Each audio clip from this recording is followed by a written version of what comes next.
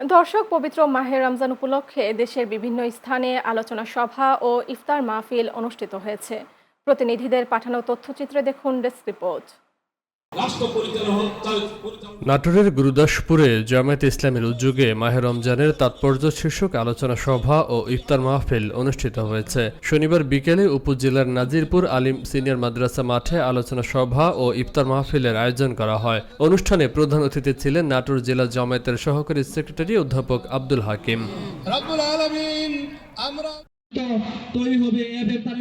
কুমিল্লার দেবিদ্বারে পৌর বিএনপি ও অঙ্গ সংগঠনের আয়োজনে সাবেক প্রধানমন্ত্রী বেগম খালেদা জিয়া রুহের মাগফিরাত কামনায় আলোচনা সভা, ইফতার ও দোয়া মাহফিল অনুষ্ঠিত হয়েছে। শনিবার বিকেলে দেবিদ্বার রেয়াজ উদ্দিন পাইলট হাই স্কুল প্রাঙ্গণে ইফতার মাহফিল অনুষ্ঠিত হয়। নরসিংদী সদর উপজেলা বিএনপির আয়োজনে ইফতার মাহফিল অনুষ্ঠিত হয়েছে।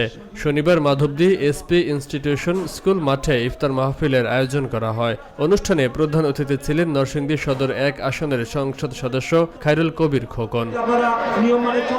ফরিদপুরের মধুখালীতে উপজেলা বিএনপি ও পৌর বিএনপির উদ্যোগে ইফতার মাহফিল অনুষ্ঠিত হয়েছে। শনিবার বিকেলে মধুখালী পাইলট উচ্চ বিদ্যালয় মাঠে ইফতার মাহফিলের আয়োজন করা হয়। অনুষ্ঠানে প্রধান অতিথির বক্তব্য রাখেন ফরিদপুর 1 আসনের সাবেক সংসদ সদস্য খন্দকার নাসিরুল ইসলাম।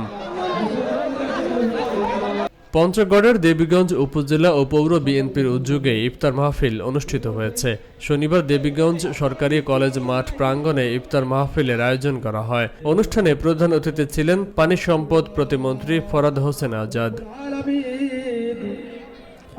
সিরাজগঞ্জের সলঙ্গায় স্বেচ্ছাসেবক দলের আয়োজনে দোয়া ও ইফতার মাহফিল অনুষ্ঠিত হয়েছে। শনিবার বিকেলে থানার বনবাড়িয়া বচনীগাছা সরকারি প্রাথমিক বিদ্যালয় মাঠে অনুষ্ঠানের আয়োজন করা হয়। অনুষ্ঠানে প্রধান অতিথি ছিলেন সিরাজগঞ্জ 4 আসনের সাবেক সংসদ সদস্য এম আকবর আলী।